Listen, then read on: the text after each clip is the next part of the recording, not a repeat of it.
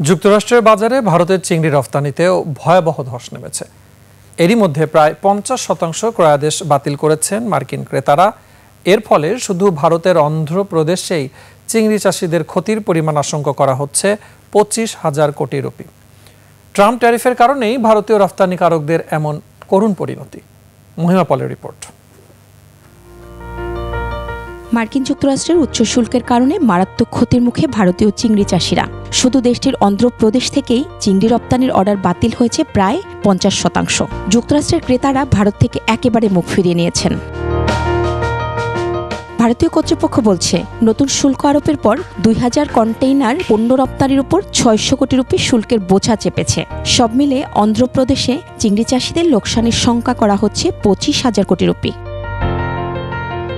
যুক্তরাষ্ট্রের বাজারে চিংড়ি রপ্তানিতে ভারতের অবস্থান দ্বিতীয়। দেশটিতে বছরে প্রায় $৩ বিলিয়ন চিংড়ি রপ্তানি করে ভারত। ২০২৩ সালে যুক্তরাষ্ট্রে ভারত $২.৭ বিলিয়ন চিংড়ি রপ্তানি করেছিল। এদিকে শুধু চিংড়ি নয়, মার্কিন বাজারে ভারতের পোশাক রপ্তানিও এখন হুমকির মুখে। দেশটির প্রায় ৫০,০০০ রপ্তানিকারক এখন চরম বিপদে। ট্রাম্প প্রশাসন গত ১ আগস্ট থেকে মার্কিন বাজারে ভারতীয় পণ্যে মোট ৫০% শুল্ক আরোপ করে। মহিমা পলি, ডেস্ক রিপোর্ট, ২১ টেলিভিশন।